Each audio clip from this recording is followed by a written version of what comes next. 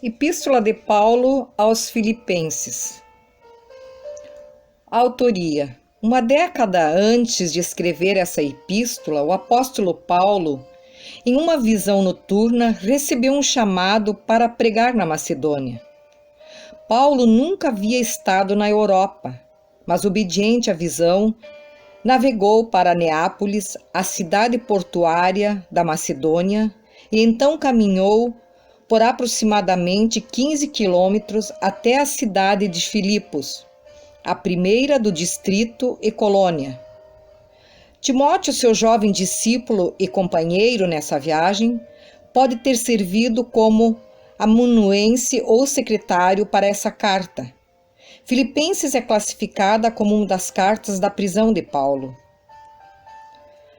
Após várias visitas subsequentes a Filipos e após receber auxílio financeiro ocasional, Paulo, agora preso em Roma, escreveu essa epístola aos Filipenses entre 60 a 63 d.C. O nome original de Filipos era Crênides, pequenas fontes, uma bonita cidade construída sobre um monte com abundância de fontes de suprimento de água. A margem do rio de Filipos é mencionada como um lugar de encontro para oração de Lídia e outras mulheres. Filipe da Macedônia, em 356 a.C., quando começou a reinar sobre as províncias da Macedônia, deu o seu nome a essas fontes de água. Em 42 a.C., Filipos tornou-se famosa por ser palco de uma batalha. Júlio César havia sido assassinado e 4 dos seus generais disputavam o seu lugar. Cássio e Brutus lutaram contra Otávio e Marco Antônio em Filipos. Otávio e Marco Antônio foram vitoriosos, lutando, então entre si pela oposição mais alta. Otávio ganhou, pronunciou-se imperador e mudou o seu nome para Augusto, chegando até mesmo a dar o seu nome a um mês do ano. Com isso, Roma deixa de ser uma república e se torna uma ditadura empírica. Cerca de 30 anos mais tarde, foi publicado um decreto de César Augusto, convocando toda a população do império para licenciar-se. Consta também em Lucas 2:1. Sob a direção de Deus, esse César determinou a cidade natal de Jesus. Entre mentes, Augusto se retirava com frequência para sua estância em Filipos, o local do seu grande triunfo, designando-a como colônia romana. Atos 16:12. Para os filipenses, essa designação resultou numa tremenda diferença social e psicológica, visto que as províncias vizinhas da Macedônia, fisicamente num nível mais baixo, agora não tinham mais nenhuma autoridade sobre eles. E assim como todos os outros cidadãos romanos, eles ficaram isentos de taxas e impostos e podiam comprar e vender como quisessem, requerer uma ação judicial e assumir privilégios próprios do fato de serem parte do império. Essa situação provavelmente explica sua tendência à arrogância e a necessidade de Paulo insistir na humildade nessa carta dirigida a eles. Propósito desta carta. Os filipenses haviam ocasionalmente mandado dinheiro para Paulo. O último envio foi entregue pelo jovem Epafrodito, um membro dessa igreja. Quando Epafrodito ficou mortalmente doente e depois se recuperou, Paulo escreveu aos Filipenses por 2 razões: para agradecer o donativo, Filipenses 4:10-20, e mandar Epafrodito de volta com a carta para que eles pudessem ver que o jovem estava bem. Filipenses 2:25, 27 e 30. Ele também pode ter usado essa epístola para anunciar a chegada de Timóteo, Filipenses 2:19, para expressar seu próprio desejo de voltar novamente a Filipos, Filipenses 2:24, a fim de se pronunciar a respeito do problema entre as 2 mulheres na igreja, Filipenses 4:2, ou talvez uma combinação de todos esses motivos. Destinatários: esses filipenses são nossos antepassados culturais, ocidentais progressistas. Quando Paulo cruzou o mar de Troas para Filipos, da Ásia para a Europa, culturalmente ele deu um passo gigantesco. As mulheres de Filipos tinham grande independência. Elas podiam se reunir, Atos 16:13, dirigiam seus próprios negócios, Atos 16:14, e até mesmo criavam contendas na igreja, Filipenses 4:2-3. As mulheres têm um papel importante na epístola aos Filipenses, talvez tanto quanto ou até mais do que em qualquer outro livro. A história dos filipenses começou com uma reunião de mulheres junto do rio, onde nos pareceu haver um lugar de oração. Atos 16:12-13. Uma vez que Filipos foi a primeira cidade europeia em que Paulo pregou, sua primeira convertida europeia pode ter sido uma mulher, Lídia de Filipos, e sua família. Atos 16:14. Depois vieram um carcereiro filipense e sua família. A perseguição a Paulo começou em razão de sua compaixão por uma jovem adivinha que era abusada por seus senhores. Uma década mais tarde, houve problemas na igreja em virtude da disputa entre duas mulheres, Evódia e Síntica, Filipenses 4:2-3. Nos 10 anos posteriores à sua primeira visita, Paulo, que havia visitado e saído de Filipos várias vezes, foi preso e enviado a Roma, para a corte superior, onde seria julgado por Nero. Normalmente, os prisioneiros eram mantidos num calabouço, isolado e depois executados. Mas Paulo era cidadão romano e apelou para o próprio César, e por isso foi mantido preso numa casa e podia escrever cartas e receber visitas e parentes. Não temos nenhum registro bíblico sobre sua morte. A tradição diz que mais tarde ele foi condenado e executado após uma segunda prisão. Características literárias. Como em outras epístolas de Paulo, Filipenses se desenvolve no estilo de uma correspondência pessoal, abrindo com uma menção do autor, o que nas gerações seguintes foi deslocado para o final da carta, seguida da saudação ou dos nomes dos destinatários. Seguem então uma saudação formal e o corpo da carta, com palavras finais de saudação usadas como conclusão. Uma característica única dessa epístola é que alguns têm descrito como um hino cristológico, Filipenses 2:5-11. Essa bela e ritmada passagem apresenta uma sintética lição de cristologia, começando com Jesus pré-encarnado, seguido por sua encarnação, crucificado e finalmente sua exaltação celestial. Temas. A epístola não é primariamente uma dissertação doutrinária, mas uma nota pessoal. Uma flor para ser apreciada tanto num jardim ou vaso, quanto para ser estudada sob um microscópio. O tema mais importante, em vez de serem trabalhados numa sequência, são mencionados e depois interrompidos diversas vezes. A primeira ênfase é dada à alegria, uma ideia que ocorre mais de 15 vezes, e o resultado disso é a ênfase na unidade e na humildade. A epístola, do começo ao fim, se presta para um rico estudo desses maravilhosos temas, ao redor dos quais encontram-se esboços construídos no decorrer da carta. Paulo estava tão centrado em seu foco que isso lhe dava a possibilidade de espontaneamente deixar de lado coisas agradáveis, mas que não eram importantes. Anote algumas das coisas que ele descartou.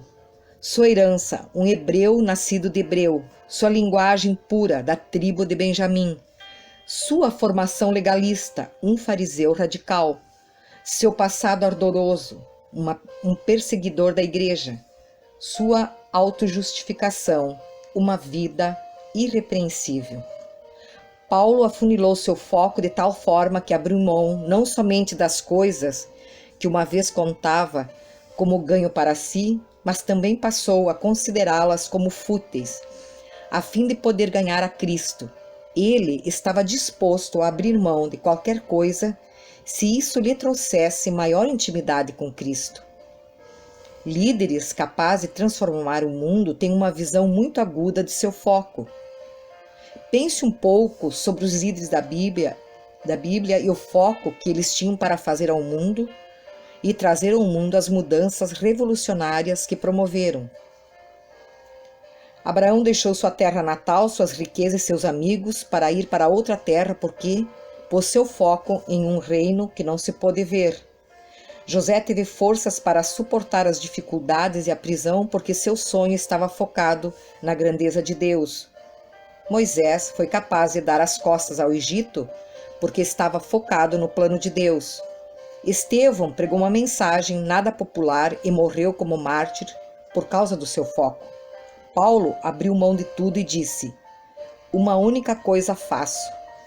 Jesus disse a Maria: "Apenas uma única coisa é necessário." Epístola de Paulo aos Filipenses. Prefácio e saudação. Paulo e Timóteo, servos de Cristo Jesus, a todos os santos em Cristo Jesus, inclusive bispos e diáconos que vivem em Filipos. Graça e paz a vós outros, da parte de Deus, nosso Pai, e do Senhor Jesus Cristo. Versículo 3. Ação de graças e súplicas em favor dos filipenses. Dou graças ao meu Deus por tudo que recordo de vós, fazendo sempre com alegria súplicas por todos vós em todas as minhas orações, pela vossa cooperação no Evangelho, desde o primeiro dia até agora.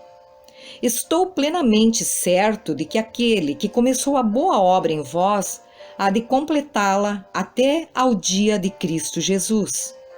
Aliás, é justo que eu assim pense de todos vós, porque vos trago no coração, seja nas minhas algemas, seja na defesa e confirmação do Evangelho, pois todos sois participantes da graça comigo.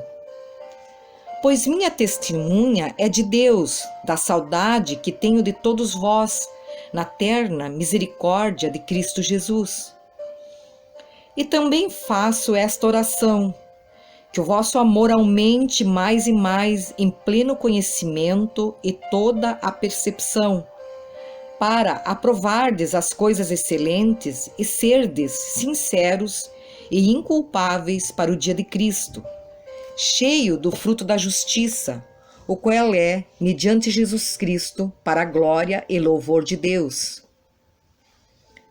Versículo 12. A situação do apóstolo contribui para o progresso do Evangelho. Quero ainda, irmãos, cientificar-vos de que as coisas que me aconteceram têm antes contribuído para o progresso do Evangelho, de maneira que as minhas cadeias em Cristo se tornaram conhecidas de toda a guarda pretoriana e de todos os demais. E a maioria dos irmãos, estimulados no Senhor por minhas algemas, ousam falar com mais desassombro a palavra de Deus. Alguns efetivamente proclamam a Cristo, por inveja e porfia, outros, porém, o fazem de boa vontade. Estes por amor, sabendo que estou incumbido da defesa do Evangelho. Aqueles, contudo, pregam a Cristo por discórdia, insinceramente, julgando suscitar tribulação às minhas cadeias. Todavia, que importa? Uma vez que Cristo, de qualquer modo, está sendo pregado, quer por pretexto, quer por verdade, também com isto me regozijo, sim, sempre me regozijarei, porque estou certo de que isto mesmo pela vossa súplica e pela provisão do Espírito de Jesus Cristo, me redundará em libertação, segundo a minha ardente expectativa e esperança de que nada serei envergonhado. Antes, com toda a ousadia, como sempre, também agora, será Cristo engrandecido no meu corpo, quer pela vida, quer pela morte. Porquanto, para mim, o viver é Cristo e o morrer é lucro. Entretanto, se o viver na carne traz fruto para o meu trabalho, já não sei o que hei de escolher. Ora, de um e outro lado, estou constrangido, tendo o desejo de partir e estar com Cristo, o que é incomparavelmente melhor. Mas por vossa causa é mais necessário permanecer na carne, e convencido disto, estou certo de que ficarei e permanecerei com todos vós para o vosso progresso e gozo da fé, a fim de que aumente, quanto a mim, o motivo de vos gloriardes em Cristo Jesus, pela minha presença de novo convosco.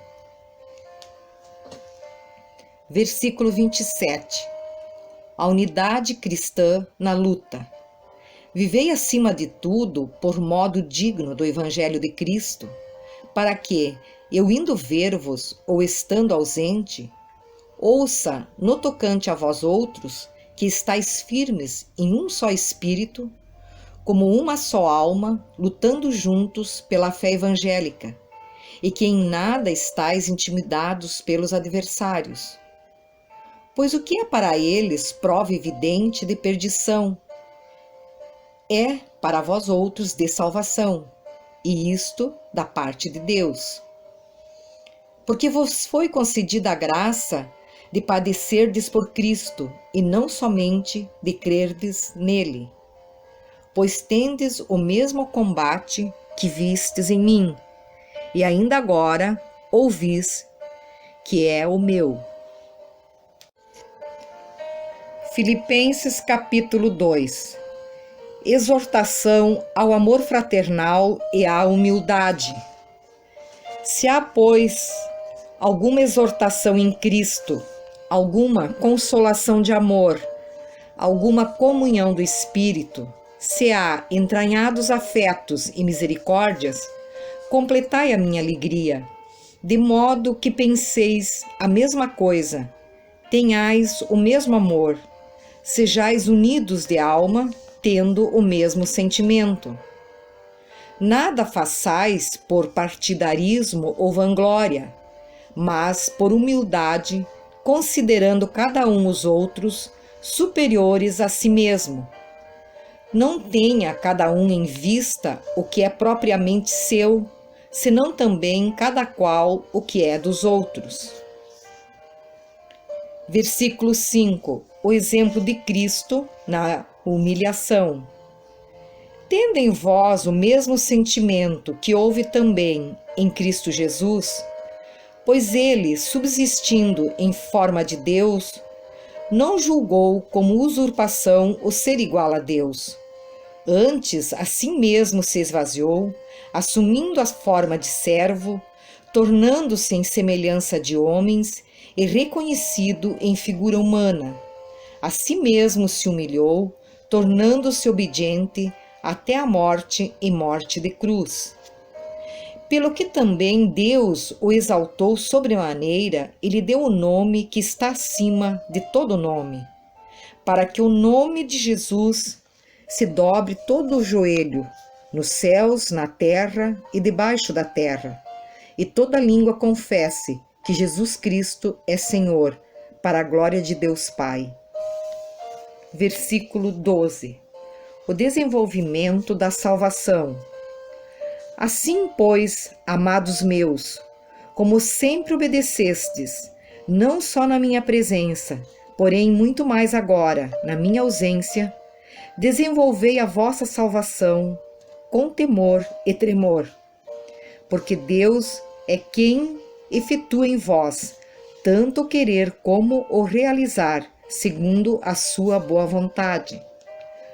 Fazei tudo sem murmurações nem contendas, para que vos torneis irrepreensíveis e sinceros, filhos de Deus inculpáveis, no meio de uma geração pervertida e corrupta, na qual resplandeceis como luzeiros no mundo, preservando a palavra da vida, para que no dia de Cristo eu me glorie de que não corri em vão, nem me esforcei inutilmente.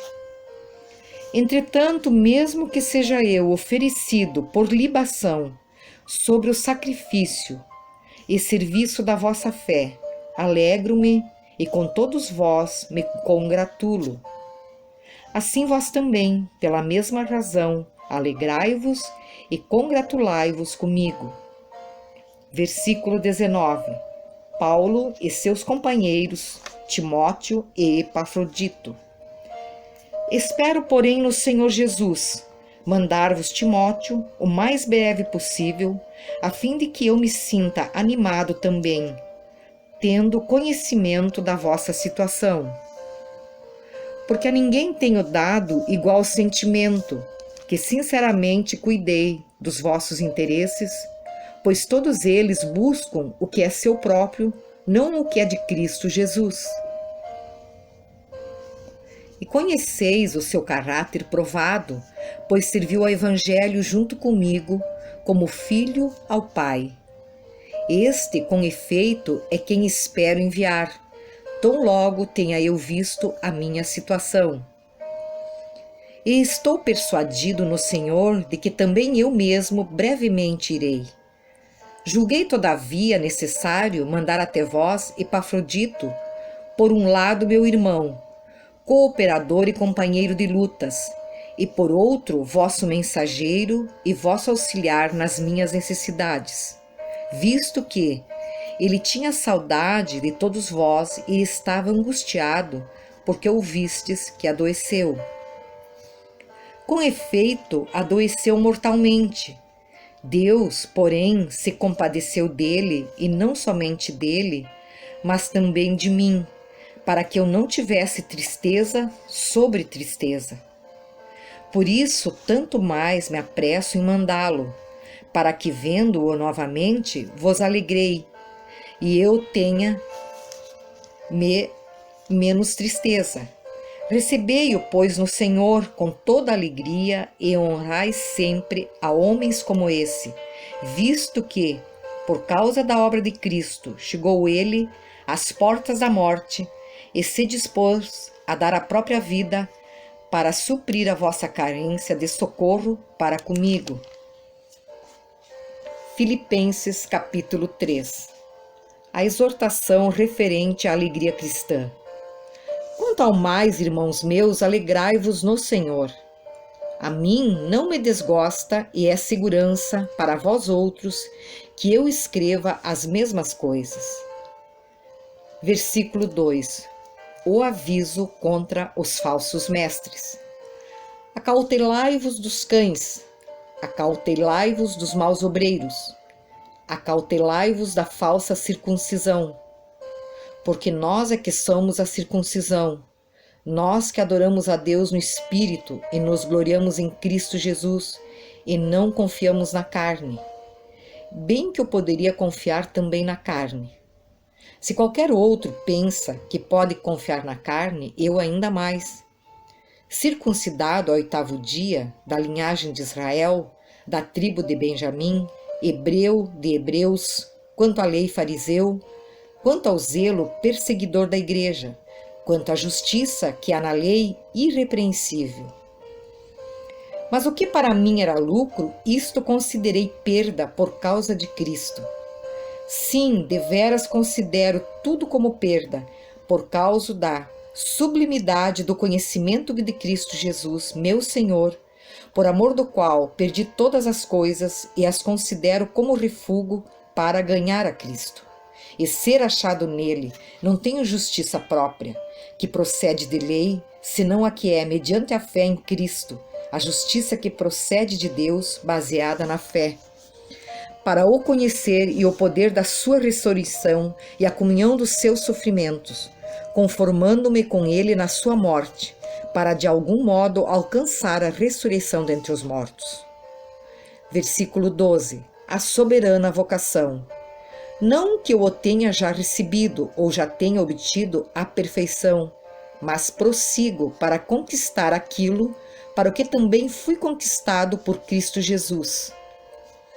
Irmãos, quanto a mim, não julgo ao vê-lo alcançado, mas uma coisa faço, esquecendo-me das coisas que para trás ficam e avançando para as que diante de mim estão, prossigo para o alvo, para o prêmio da soberana vocação de Deus em Cristo Jesus. Todos, pois, que somos perfeitos, tenhamos este sentimento, e se porventura pensais de outro modo, também isto Deus vos esclarecerá. Todavia, andemos de acordo com o que já alcançamos. Versículo 17. O inimigo da cruz de Cristo, os inimigos da cruz de Cristo. Irmãos, sede imitadores meus e observais os que andam segundo o modelo que tendes em nós. Pois muitos andam entre nós, dos quais, repetidas vezes, eu vos dizia e agora vos digo, até chorando, que são inimigos da cruz de Cristo. O destino deles é a perdição, o Deus deles é o ventre, e a glória deles está na sua infâmia, visto que só se preocupam com as coisas terrenas. Pois a nossa pátria está nos céus, de onde também aguardamos o Salvador, o Senhor Jesus Cristo, o qual transformará o nosso corpo de humilhação para ser igual ao corpo da sua glória, segundo a eficácia do poder que ele tem de até subordinar a si todas as coisas. Filipenses capítulo 4. Portanto, meus irmãos, amados e muito saudosos, minha alegria e coroa, sim, amados, permanecei deste modo, firmes no Senhor. Versículo 2. Apelo de Paulo para Evódia e Sintique, regozijo e oração. Rogo a Evódia e rogo a Sintique, pensem concordemente no Senhor. A ti, fiel companheiro de jugo, também peço que as auxilies, pois juntas se esforçaram comigo no Evangelho, também com Clemente e com os demais cooperadores meus, cujos nomes se encontram no livro da vida. Alegrai-vos sempre no Senhor, outra vez digo, alegrai-vos.